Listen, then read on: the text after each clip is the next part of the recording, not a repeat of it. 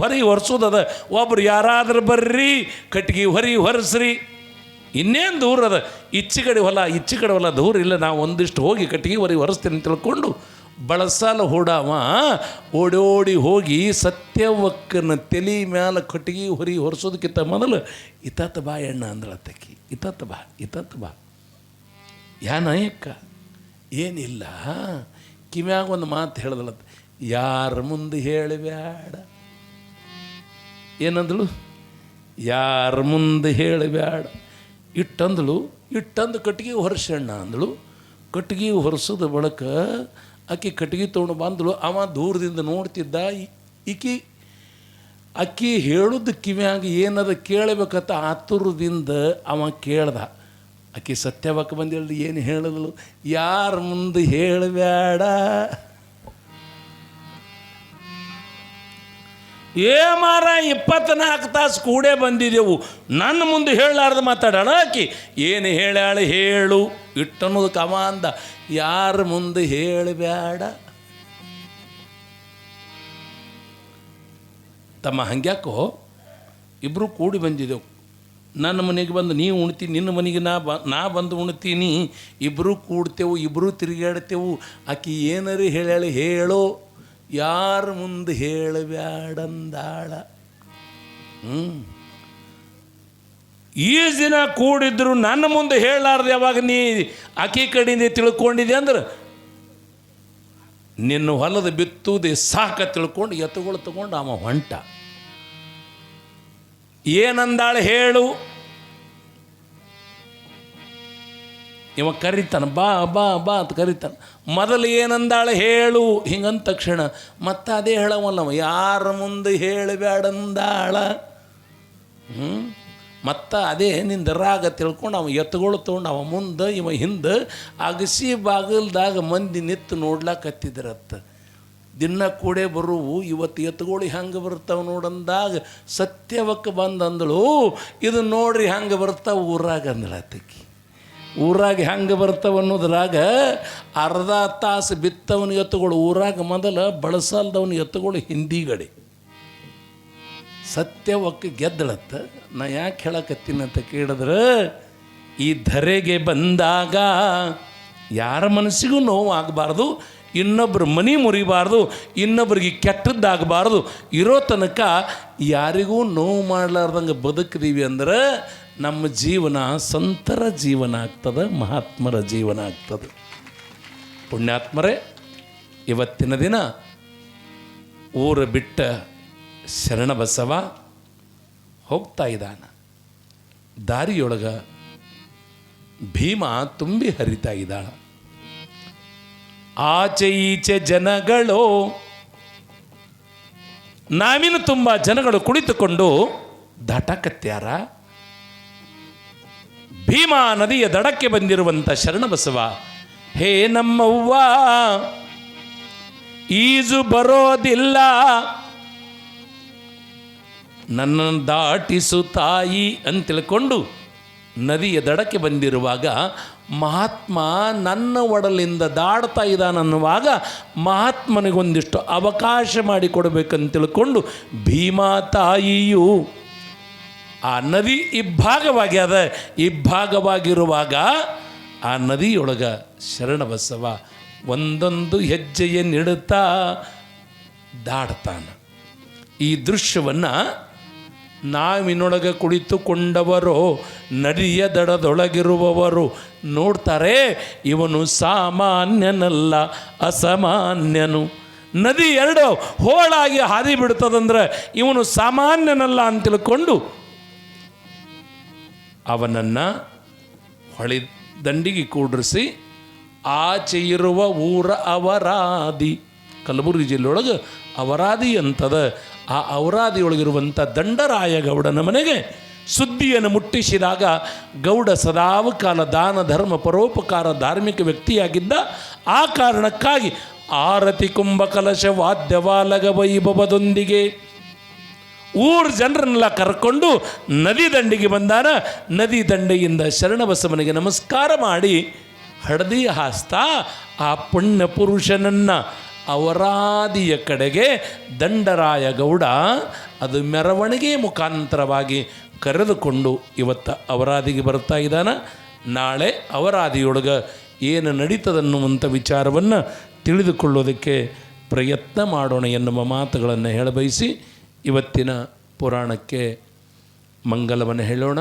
ಇನ್ಮೇಲೆ ನಾಳೆ ನಡೆಯುವ ಸಮಾರಂಭವನ್ನು ಕುರಿತು ಪರಮಪೂಜ್ಯರು ಆಶೀರ್ವಚನದ ನುಡಿ ಸಂದೇಶವನ್ನು, ನಾಳೆ ನಡೆಯುವ ಸಭೆಯ ಕುರಿತು, ನಾಳೆ ನಡೆಯುವ ಅಡ್ಡಪಲ್ಲಕ್ಕಿ ಮಹೋತ್ಸವ ಕುರಿತು, ನಾಳೆ ನಡೆಯುವಂಥ ಧರ್ಮಸಭೆಯ ಕುರಿತು ಹಲವು ಚಿಂತನೆಗಳನ್ನು ನಮ್ಮ ಎದುರಿಗೆ ಇಡ್ತಾ ಇದ್ದಾರೆ. ನಾವು ಗುರುವಿನ ಮಕ್ಕಳಾಗಿ ಗುರುವಿನ ಆಜ್ಞೆಯನ್ನು ಪಾಲಿಸೋದ್ರ ಮುಖಾಂತರವಾಗಿ ತಡವಳದೊಳಗೆ ಮತ್ತೊಂದು ಕಾರ್ಯಕ್ರಮವನ್ನು ಮಾಡೋದಕ್ಕೆ ನೀವೆಲ್ಲ ತಯಾರಾಗಿರಿ. ನಿಮ್ಮ ಜೊತೆ ನಾನೂ ತಯಾರಾಗಿದ್ದೀನಿ. ಹೌದಲ್ಲ? ಮತ್ತು ಹೌದಿಲ್ಲ? ಅದಕ್ಕಾಗಿ ನಾಳೆ 4 ಗಂಟೆಯಿಂದ ಪ್ರಾರಂಭವಾಗುವಂಥ ನಮ್ಮ ಸಭೆ ನಾಳೆ ಪುರಾಣ ಇರೋದಿಲ್ಲ. ನಾಡಿದ್ದು ಮಾತ್ರ ಪುರಾಣ ಇರ್ತದೆ. ಜಗದ್ಗುರುಗಳು ಎದುರುಗಡೆ ಧರ್ಮಸಭೆ ಇದ್ದ ಪ್ರಯುಕ್ತವಾಗಿ ಅವರ ಆಶೀರ್ವಚನದ ಸಂದೇಶವನ್ನು, ದರ್ಶನದ ಲಾಭವನ್ನು ಪಡೆದುಕೊಳ್ಳೋದಕ್ಕಂಥ ಭಕ್ತರು ನಾವು ಆಗೋಣ ಎನ್ನುವ ಮಾತುಗಳನ್ನು ಇವತ್ತಿನ ಸಂದರ್ಭದೊಳಗೆ ಹೇಳಬಯಸಿ ಇನ್ನೊಂದು ಬಾರಿ ಜೋರಾಗಿ ಚಪ್ಪಾಳೆಯನ್ನು ತಟ್ಟಿ ಪರಮಪೂಜ್ಯರಿಗೆ ಸ್ವಾಗತಿಸೋಣ. ಅವರ ನುಡಿ ಸಂದೇಶಕ್ಕಾಗಿ ಇವತ್ತಿನ ವೇದಿಕೆ.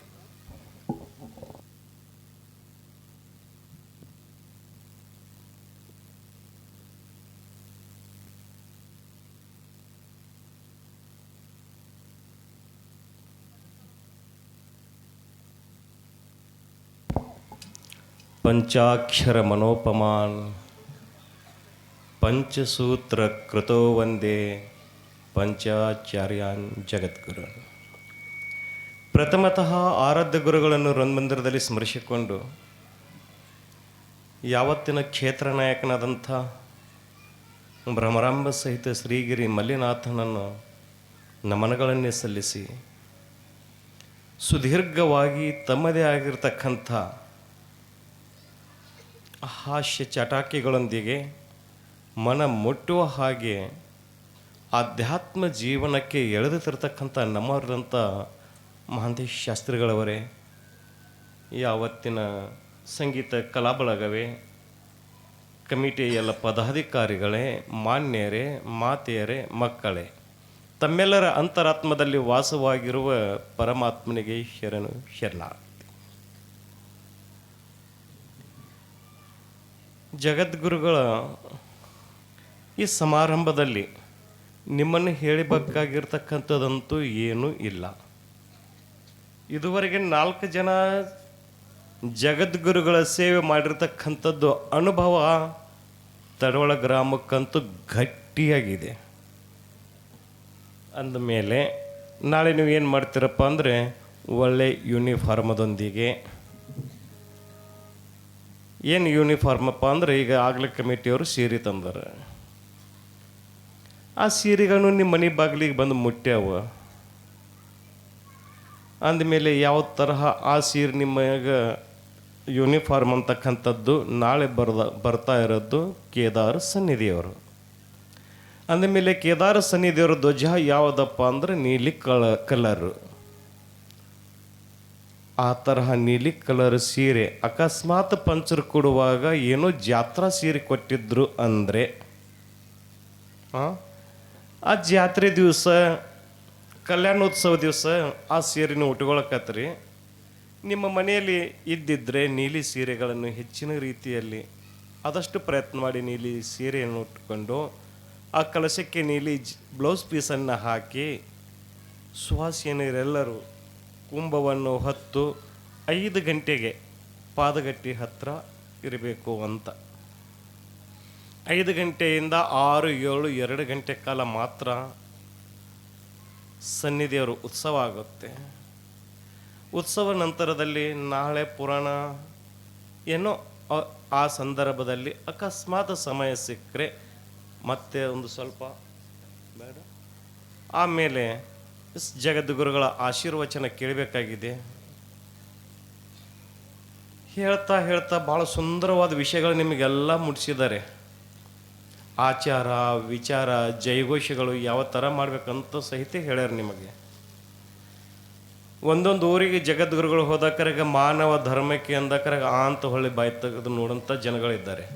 ಅದರ ತಡವಳದವ್ರು ಹಂಗಲ್ಲ, ಮಾನವ ಧರ್ಮಕ್ಕೆ ಅಂದಾಗ ಜಯವಾಗಲಿ ಅಂತಕ್ಕಂಥ ಘೋಷಣೆ ಮಾಡೋ ಪದ್ಧತಿ ನಿಮ್ಮೆಲ್ಲರಲ್ಲಿ ಬೆಳೆದಿದೆ. ಧರ್ಮದಿಂದಲೇ ಅಂದಾಗ ವಿಶ್ವಕ್ಕೆ ಶಾಂತಿಯನ್ನು ಹೋಗಿ ಮುಟ್ಲಿ ಅಂತ ಹೇಳ್ತಕ್ಕಂಥ ಜಯಘೋಷ ನೀವು ಆಗಲೇ ಕಲ್ತಿದ್ದೀರಿ. ಅದರ ಜೊತೆಯಲ್ಲೇ ಇನ್ನೊಂದು ಕಡೆ ಹೇಳ್ತಾರೆ ಏನಪ್ಪ ಅಂದರೆ ಒಂದೇ ಅಂದಕರಾಗ ಇನ್ನು ಹೇಳ್ತಾ ಇರ್ತದ್ರೆ ಕೆಲವ್ರು ಮಾತರಂ ಅಂತ ಒಂದು ಕಡೆ ಅಂದಿದ್ರೆ, ಇನ್ನು ಧರ್ಮದ ಒಂದು ತನ್ನದೇ ಆಗಿರ್ತಕ್ಕಂಥ ತಳಹದಿ ಮೇಲೆ ಜಗದ್ಗುರುಗಳ ಸಮಾರಂಭದಲ್ಲಿ ಆಗಾಗ ಯಾರು ಹೋಗಿ ಬರ್ತಾ ಇರ್ತಾರಲ್ಲ ಅವ್ರೇನು ಹೇಳ್ತಾರೆ, ಒಂದೇ ಅಂದಾಗ ಅವತ್ತಿನ ಜಗದ್ಗುರುಗಳು ಯಾರ್ದು ನಡೆದು ಇರ್ತದಲ್ಲೋ ಆ ಜಗದ್ಗುರುಗಳ ಹೆಸರನ್ನು ತಗೋತಾ ಇರ್ತಾರೆ, ಆ ಪೀಠದ ಹೆಸರನ್ನು ತಗೋತಾ ಇರ್ತಾರೆ.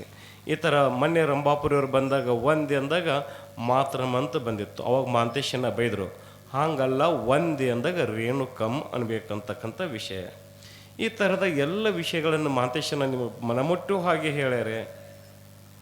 ಆಚಾರ ವಿಚಾರ ಅಂದ್ರೆ ಎದಕ್ಕಂತಾರಪ್ಪ ಅಂದ್ರೆ ಸ್ಕೂಲಲ್ಲಿ ಹೋದಾಕರಾಗ ನಿಮ್ಗೆ ಕಲಿಸೋದೇನಪ್ಪ ಅಂದ್ರೆ ಮೊಟ್ಟ ಮೊದಲು ನೋಡ್ರಿ, ನೀವು ಎಲ್ಲ ಕುಂತಿರ್ದಕ್ಕಂತ ನೋಡಿದ್ರೆ ಭಾಳ ಖುಷಿ ಆಗ್ತಾ ಇದೆ. ಎಲ್ಲ ಚಕ್ಕಲ್ ಬಕ್ಕಲ್ಲ ಹಾಕಿ ಎಷ್ಟು ಚಂದ ಕೂತಿದ್ರಿ. ಇನ್ನೇನೋ ಕಾಲ ಬ್ಯಾನ್ ಆದವ್ರು ಮಾತ್ರ ನಮ್ಮ ಕಡೆ ಉದ್ದ ಚಾಚ್ಕೊಂಡು ಕೊಂಡಿರ್ತಕ್ಕಂಥದ್ದು ಒಂದೊಂದು ಸಭಾದಾಗ ಮಂದಿ ಆದ ಇಲ್ಲ ಅಂತಲ್ಲ, ಅಕಸ್ಮಾತ್ ಕೂತಿದ್ರೆ ಮಡಸ್ರಿ. ಇದು ಸಾಮಾನ್ಯವಾಗಿ ಗನಸರಲ್ಲಿ ಇದು ಸ್ವಭಾವ, ಈ ಪದ್ಧತಿ, ಈ ಪ್ರಥಾ ಇರುತ್ತೆ. ಇಂಥ ಶಿಷ್ಟಾಚಾರದಲ್ಲಿ ಬೆಳೆದಂಥ ಜನ ಅದಕ್ಕೆ ಹೇಳಿದ್ರು ಮಾಂತೇಶನವರು ಒಂದು ಮಾತು ಭಾಳ ಸುಂದರವಾಗಿ ಹೇಳಿದರು, ನಿಂದಿಸಿ ನುಡಿಯದಿರಾರನು ಮನಸ್ಸಿಗೆ ಬಂದಂತೆ ಇಹದಲ್ಲಿ.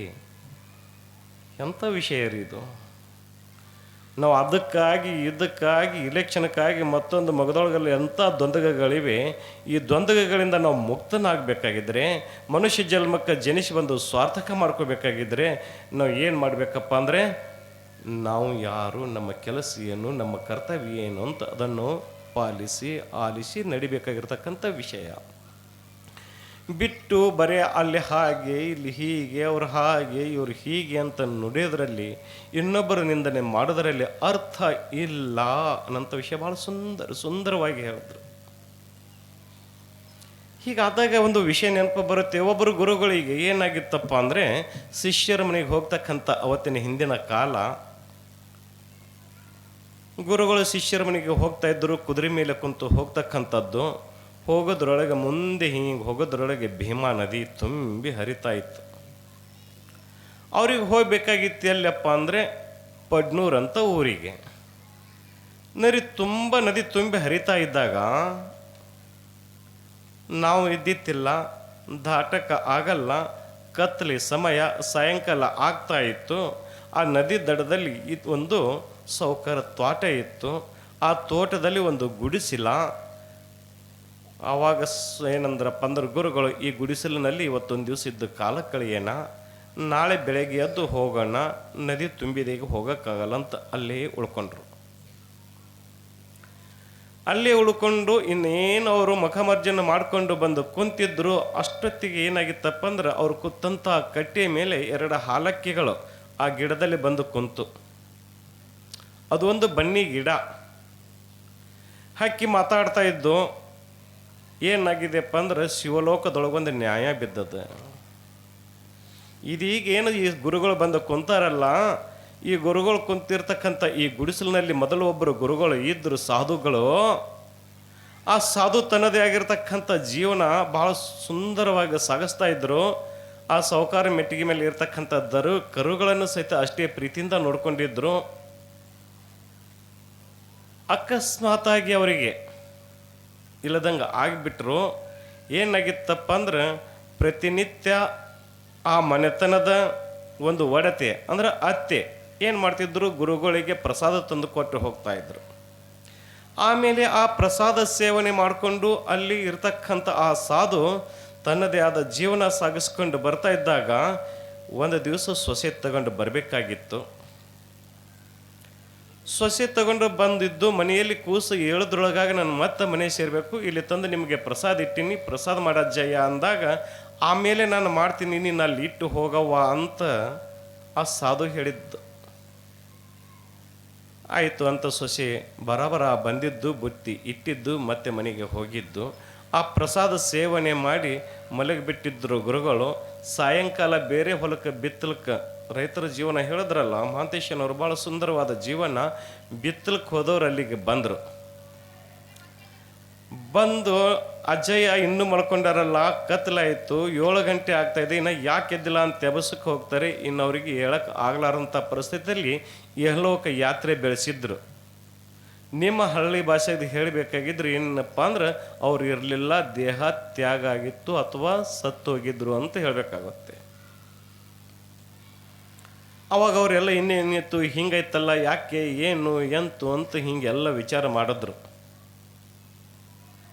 ಆ ಬುತ್ತಿ ಸೊಸೆ ತಗೊಂಡು ಬರುವಾಗ ಏನಾಗಿತ್ತಪ್ಪ ಅಂದರೆ, ಮಗು ಹೇಳ್ತದ ಬೇಗ ಹೋಗಿ ಬುತ್ತಿ ಕೊಟ್ಟು ಬರ್ಬೇಕಂತ ರಭಸವಾಗಿ ಬುಟ್ಟಿ ಹೊತ್ತುಕೊಂಡು ಬರುವಾಗ ಆ ಬುಟ್ಟಿ ಮೇಲೆ ಮುಚ್ಚಿರ್ತಕ್ಕಂಥ ವಸ್ತ್ರ ಹಾರಿತ್ತು ಗಾಳಿಗೆ. ಮೇಲೆ ಒಂದು ಹದ್ದು ಬಾಯಲ್ಲಿ ಹಾವನ್ನು ಹಿಡ್ಕೊಂಡು ಹಾರಾಡ್ತಾ ಇತ್ತು. ಆ ಹಾವು ವಿಷಕಾರಿತ್ತು. ವಿಷ ಬಂದು ಆ ಬುಟ್ಟಿಯಲ್ಲಿ ಬಿದ್ದಿತ್ತು. ಅದನ್ನು ಅರಿಯದ ಸೊಸಿ ತಂದು ಇಟ್ಟು ಹೋಗಿದ್ದು. ಅದು ಸೇವಿಸಿದ ಗುರುಗಳು ಇನ್ನು ಇಲ್ಲ ಅಂದಂಗಾದ್ರು. ಅಂದ ಮೇಲೆ ಇವ್ರು ಈ ಥರ ಆಯ್ತಲ್ಲ, ಇದಕ್ಕೆ ತಪ್ಪು ಯಾರ್ದು, ಇದ್ರದ್ದು ನ್ಯಾಯ ಬಿದ್ದದ ಶಿವಲೋಕದೊಳಗಂತ ಆ ಹಾಲಕ್ಕಿಗಳು ಮಾತಾಡ್ತಾ ಇದ್ದು. ಅವಾಗ ಇಲ್ಲಿ ಕೇಳಿರ್ತಕ್ಕಂಥವ್ರಿಗೆ ಅನ್ನಿಸ್ತು, ನಾವು ಶಿಷ್ಯರ ಮನೆಗೆ ಹೋಗ್ಬೇಕಂದಿದ್ದೇವಲ್ಲ, ನೋಡೋಣ ಇದು ನ್ಯಾಯ ಮುಗಿದ ಮೇಲೇ ಹೋಗೋಣಂತ ಅವ್ರು ಅಲ್ಲೇ ಉಳ್ಕೊಂಡ್ರು. 1 ದಿನ ಹೋಯ್ತು, 2 ದಿನ ಹೋಯ್ತು, 3 ದಿನ ಆದರೂ ಸಹ ಆ ನ್ಯಾಯ ಇನ್ನು ಯಾವ ದೇವತೆಗಳಿಗೂ ತೀರ್ಮಾನ ತಗೊಳಕ್ಕೆ ಆಗ್ತಾ ಇಲ್ಲ. ಇದು ತಪ್ಪಿಸ್ತಾರೆ ಯಾರು ಅಂತ ಹೇಳಕ್ಕಾಗ್ತಾ ಇಲ್ಲ. ಆವಾಗ ಗುರುಗಳ ಜೊತೆಲಿ ಇರ್ತಕ್ಕಂಥ ಮರಿ ಇರ್ತದಲ್ಲ, ಮರಿ ಅಂತೂ ಏನ್ರಿ ಅಪ್ಪ ಅವರೇ, ನಿಮಗೊಂದು ಹೆಣ್ರಿಲ್ಲ, ಮಕ್ಕಳಿಲ್ಲ, ನೀವು ಇಲ್ಲಿ ಎಲ್ಲ ನ್ಯಾಯ ಮಾಡ್ಕೋತ ಕೇಳ್ಕೊತ ಕುಂತ್ರೆ ನಡೀತದೆ.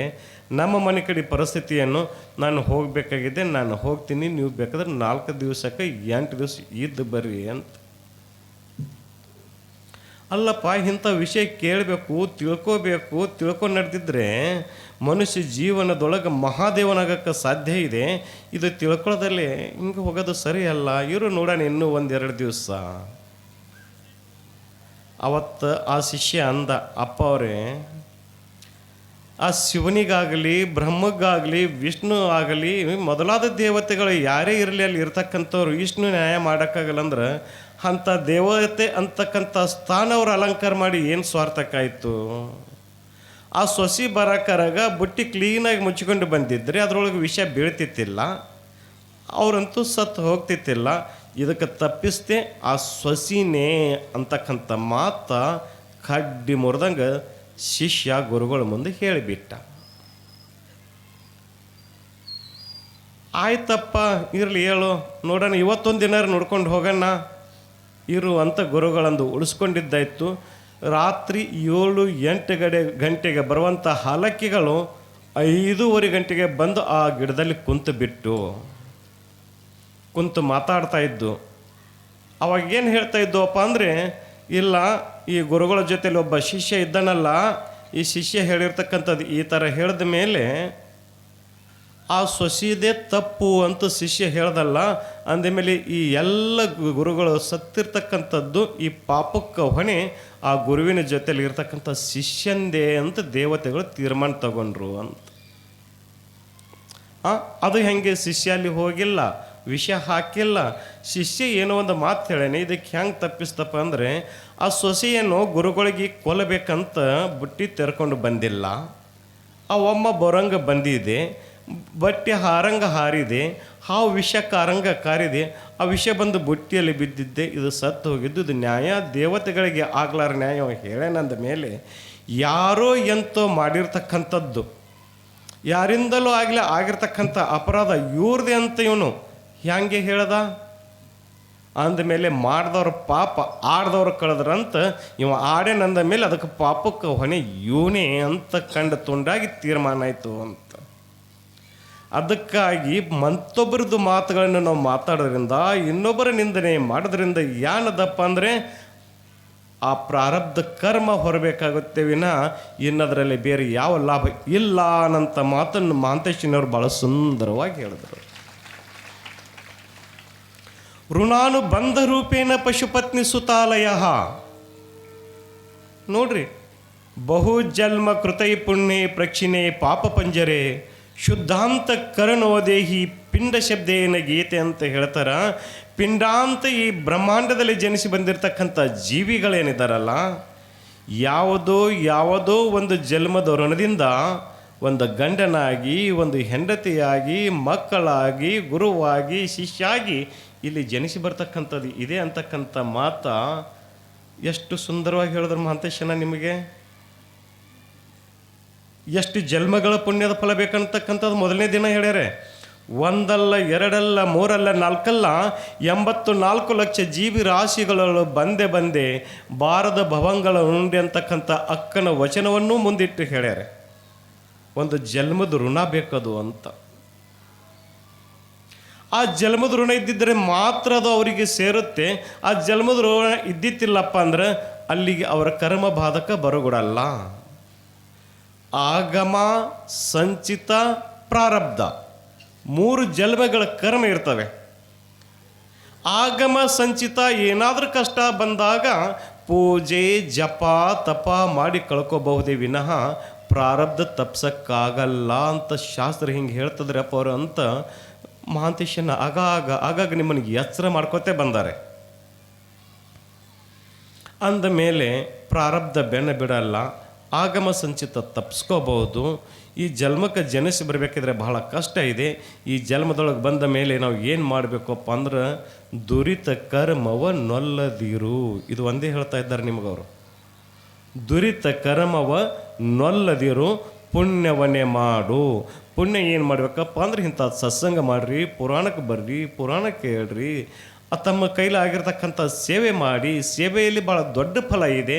ಭಗವಂತನ ಸೇವೆ ನಿರಂತರವಾಗಿ ಮಾಡಬೇಕು ಅಂತಕ್ಕಂಥ ವಿಷಯ ನಿಮ್ಮನ್ನು ತಿಳಿಸ್ತಾ ಬರ್ತಾ ಇದ್ದಾರೆ.